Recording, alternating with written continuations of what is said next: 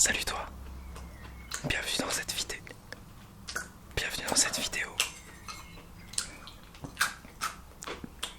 Bienvenue dans cette vidéo où on va parler d'ASMR.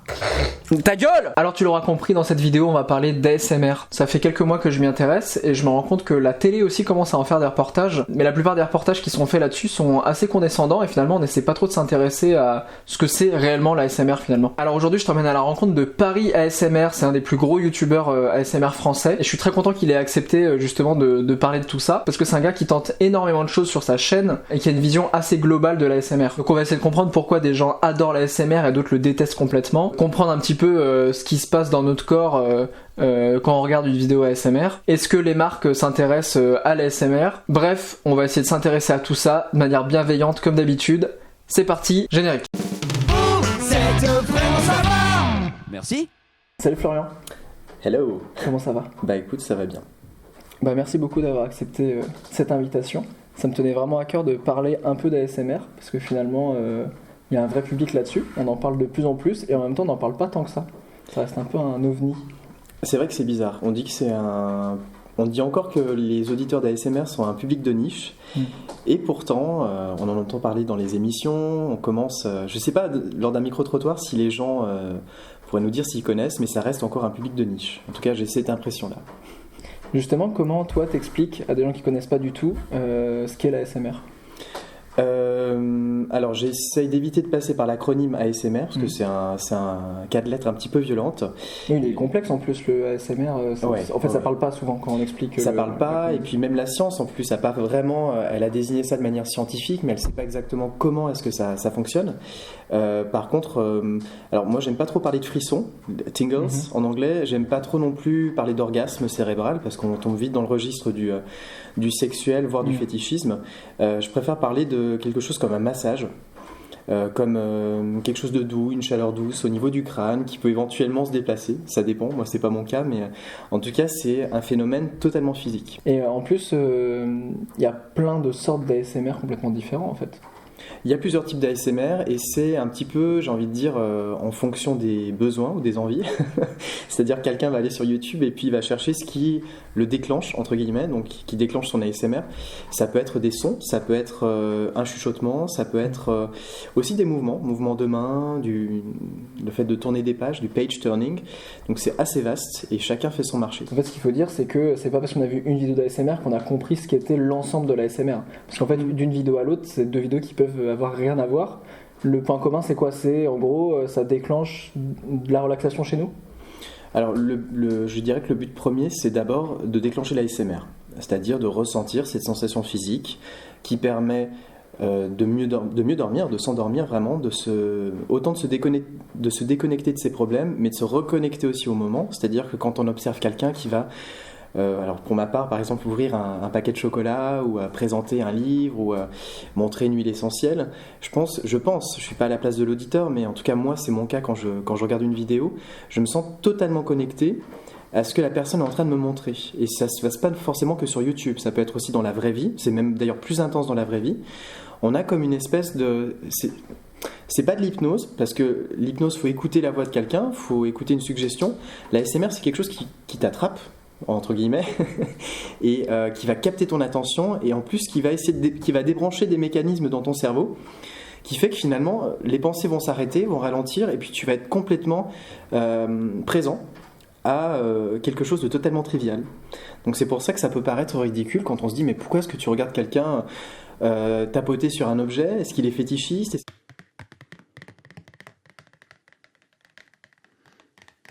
En fait, le prétexte, c'est de créer du son, pas des bruits, vraiment des sons, pour se reconnecter, en fait. Donc pour moi, finalement, la ASMR, c'est presque une technique.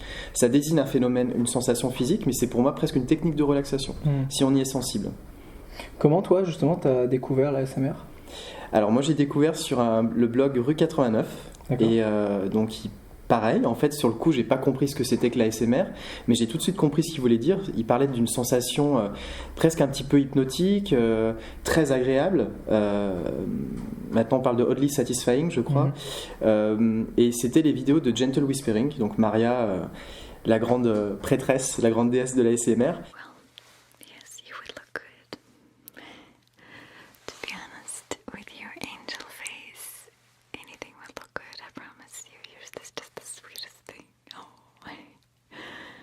crois que je me suis endormi très rapidement et j'ai compris en fait ce que c'était. Et ma première réaction, ça a été de me dire, en fait, je suis pas tout seul. Je suis pas tout seul à ressentir ça, parce qu'en fait, c'est une sensation qui est tellement étrange, c'est difficile de poser des mots sur ce genre de sensation, qu'on se sent un petit peu seul au monde. On se dit bon ben c'est super agréable, mais en même temps on n'a pas envie de le partager. Ça se partage pas vraiment l'ASMR. Il y a une espèce de plaisir coupable dans l'ASMR ou... Alors coupable pas, je pense pas qu'il y ait une culpabilité, je pense simplement que c'est de l'ordre de l'intime.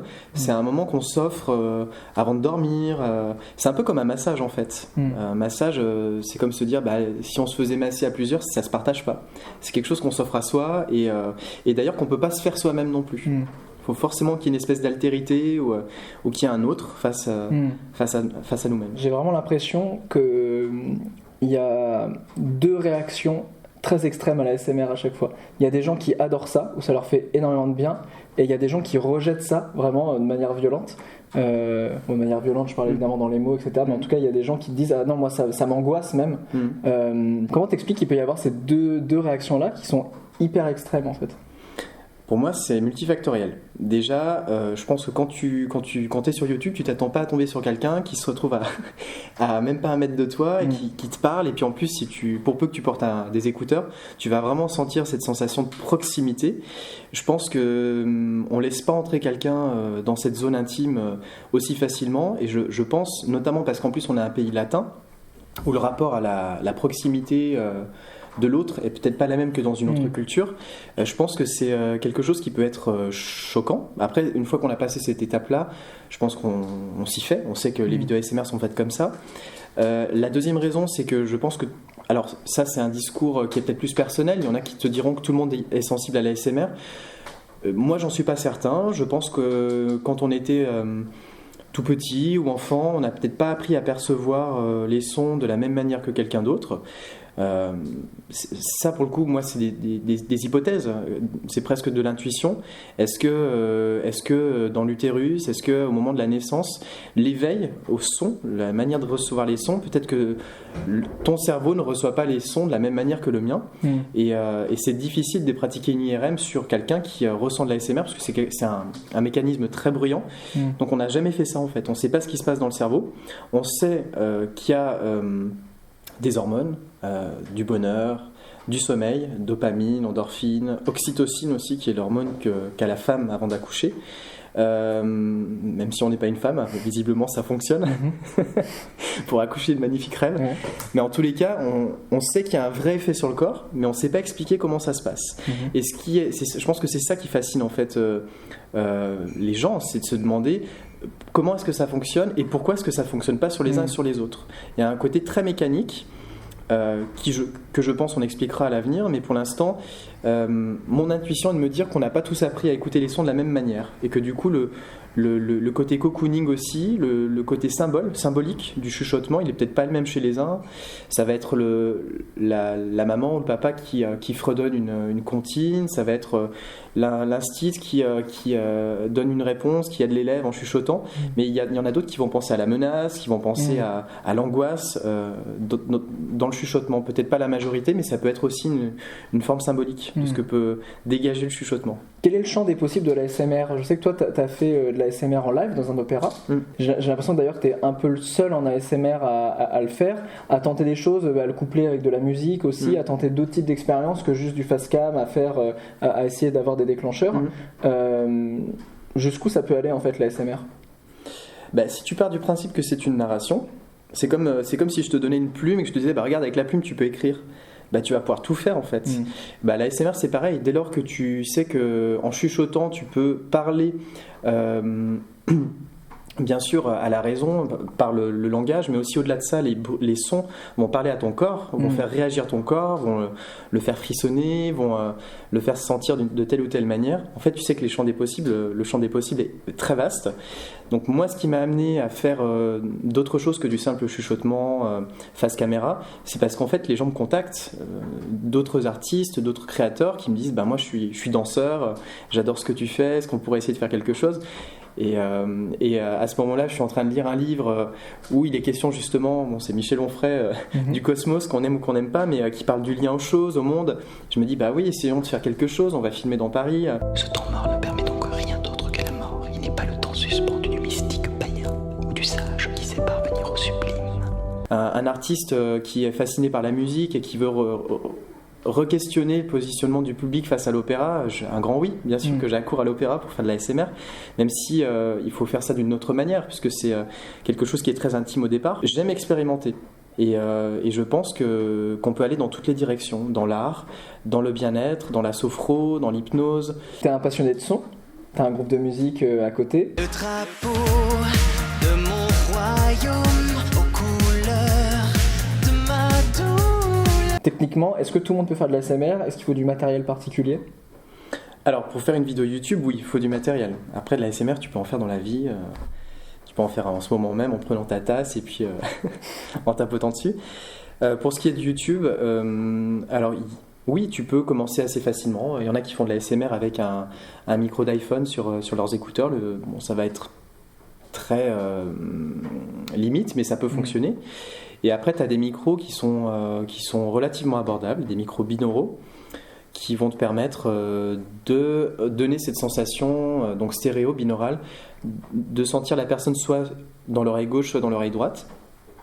Et puis ensuite, il va y avoir tout un savoir-faire, je ne sais pas si on peut dire ça, sur... après, ça, c'est aussi une manufacture, c'est-à-dire que tu crées ton son comme tu l'entends.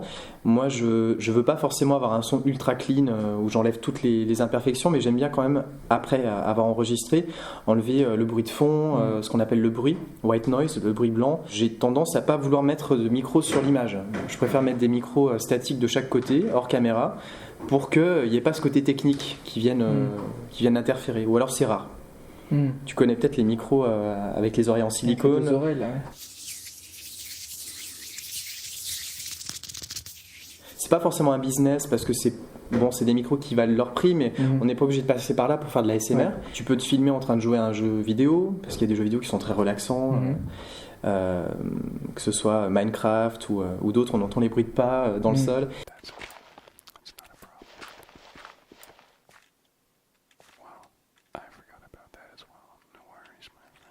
Il y a vraiment plein de manières de faire.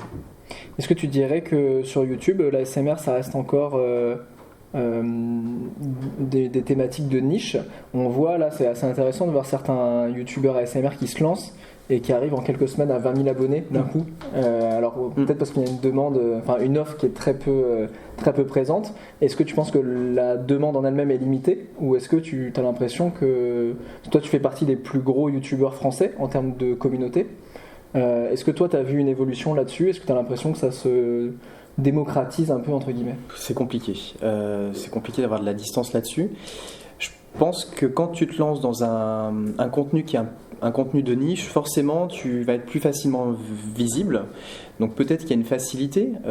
Si tu te lances dans un vlogging classique, ça va être plus difficile de ressortir de la masse. Surtout aujourd'hui où il y a des tonnes de youtubeurs. Après, je pense qu'il y a quand même beaucoup de créateurs maintenant qui existent, et que le créateur qui va buzzer ou qui va tout de suite faire parler de lui, il aura forcément quelque chose qui va interpeller son auditoire, ses abonnés, que ce soit son son, que ce soit son image, que ce soit sa manière d'être. Je pense qu'il faut avoir son truc à soi. Bon, moi je l'ai fait de manière très spontanée. J'adore tout ce qui est huile essentielle, art de vivre. J'ai commencé là-dessus, et puis le côté un peu épicurien du chocolat, du parisien qui va faire des petites boutiques, c'est pas que ça, mais je pense qu'il y a ce côté confidence. Je vais vous montrer des choses que j'aime, et je pense que c'est ça qui me tient à cœur, moi, avec mes abonnés. Et d'ailleurs, je suis très demandeur aussi d'avoir des retours, de recevoir du chocolat, de le déguster face caméra. Je pense que c'est encore un public de niche, mais qu'il faudrait pas encore beaucoup de temps pour que ça que ça passe de l'autre côté. Moi, l'évolution de ma chaîne, elle a été continue depuis le premier jour. En fait, j'ai fait une première vidéo un soir ultra mal éclairée avec mon iPhone 4, je crois, à l'époque. Et le lendemain, j'avais déjà 100 personnes qui s'étaient abonnées. D'accord. Et le surlendemain, c'était 200. Et c'était 100 tous les soirs. Alors évidemment, il y a des pics d'abonnés parce que une autre chaîne va parler de toi, parce qu'il y a eu de la télé, parce que mais de manière très très ponctuelle. Sinon, c'est comme une espèce de... en fait, c'est pas exponentiel où ça augmente, ça a toujours été continu. Tu me disais que la ASMR, du coup, ça c'était en expansion, en tout cas ça commençait à se démocratiser un petit peu. Sur YouTube, on voit que les gens s'y intéressent de plus en plus et qu'il y a aussi de plus en plus de créateurs. Est-ce que les marques commencent à s'y intéresser aussi? Parce que potentiellement, tu vois, je pense par exemple à tes vidéos, tu mets beaucoup en avant des marques, tu mets beaucoup en avant des produits. Est-ce que toi, tu es contacté par des marques justement pour faire des placements de produits? Et est-ce que les marques commencent à se dire, ok, c'est peut-être intéressant pour nous que d'associer un affect qui est en fait énorme dans une vidéo à nos produits à nous? Alors, ce qui est sûr, c'est que la SMR, c'est du pain béni pour les marques. Ça, faut pas se leurrer parce que c'est des formats très longs. Tu trouveras jamais une publicité de 20 minutes à la télé. Donc, tu as Ikea qui a compris le truc et qui a fait une publicité, un format ASMR pour YouTube, mais publicitaire, de 20 minutes, qui est génial, qui est super bien réalisé. Moi, ça a commencé peut-être pas tout de suite. Et puis, j'ai eu des premières marques qui m'ont démarché, où j'ai pas trop réagi parce que ça rentrait pas vraiment dans, moi j'appelle ça ma charte en fait, c'est-à-dire un produit qui soit en fait je pense que le fait d'avoir commencé à parler de produits cosmétiques mixtes ou hommes naturels, c'est-à-dire sans les fameux conservateurs polémiques, le parabène, méthylisothiazolinone, bref, ça fait que tu peux pas dire oui à tout. Et puis j'ai senti aussi que mes abonnés pensaient que tout ce que je présentais c'était forcément un placement de produit, alors que pas du tout, hein. Moi je me balade dans Paris, je découvre un chocolatier, je vais prendre une tablette, je fais le salon du chocolat, je reviens avec mes petites affaires. Et puis parfois j'ai une marque qui va me demander qui me propose de tester quelque chose. Alors souvent c'est pas rémunéré du tout, c'est juste on vous fait découvrir ce qu'on fait, et si vous aimez, voilà, go. Ça m'arrive de temps en temps, c'est plutôt rare. Par contre, j'ai très récemment eu des collabs vraiment intéressantes pour moi. Encore une fois, en fait, j'ai pas du tout de complexe à gagner un petit peu d'argent avec ma chaîne YouTube parce que ça bonifie le matériel. C'est ultra onéreux de prendre des logiciels correcteurs de son, de changer de micro, de refaire un petit peu son interface.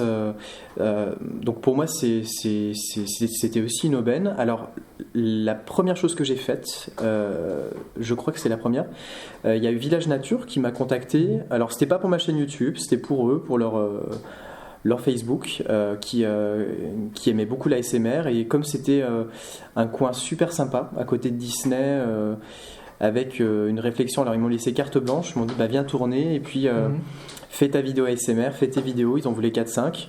Donc j'ai fait des tests, j'ai proposé, et moi ça m'a amené vers quelque chose que j'aurais pas fait seul en fait. Mon adage, ça serait de me dire, tu peux accepter des choses, tu peux accepter de l'argent, mais par contre tu vas pas le faire pour l'argent, tu vas le faire parce que ça va enrichir ta chaîne ou ça va t'enrichir personnellement, humainement. Et je pense que c'est un indicateur que oui, les marques s'intéressent de près ou de loin, j'en sais rien, mais je pense que c'est aussi une narration qui parle. C'est quoi pour toi l'avenir de la ASMR? Alors, ça c'est vraiment à titre personnel. Je sais que la ASMR m'a amené à des rencontres et moi j'aimerais que plus tard on puisse dire tu vas avoir un sophrologue, moi j'écoute de l'ASMR, comme si finalement l'ASMR était devenu quelque chose un outil supplémentaire dans ce qui peut nous aider à nous détendre. Que ce soit en gros démocratisé, ce point de vue-là, puisqu'il y a encore un regard étrange, ce qui peut se comprendre parce que quand on va sur YouTube, et c'est ce que je reproche d'ailleurs aux médias en règle générale, c'est qu'ils mettent ils mettent côte à côte une personne qui va lécher les oreilles d'un micro en silicone, qui va faire des choses qui peuvent être pour le coup très ambiguës, qui seront de l'ASMR, mais un ASMR érotisant ou je vais pas dire porno, mais avec cette dimension un peu sexuelle. On peut retomber, comme ce que je disais tout à l'heure, dans le fétichisme aussi, voilà, sur certaines choses. Voilà. Alors pour moi, il y en a qui disent que c'est pas du tout de l'ASMR. Je pense que c'en est, hein. Il n'y a aucun souci là-dessus parce que ça peut autant déclencher, autant ça peut attirer un autre type de public. Je pense que l'avenir de l'ASMR, c'est que ça va se démocratiser, c'est qu'on va le connaître de plus en plus, c'est qu'on va l'utiliser pour moi, les psychothérapeutes vont s'en emparer, les sophrologues. Moi-même, j'aimerais aussi devenir sophrologue, naturopathe et revendiquer ça aussi. Que l'ASMR, c'est un outil comme un autre, ni plus ni moins, mais que ça peut aider les gens qui y sont sensibles. Voilà, j'imagine plein de choses en fait.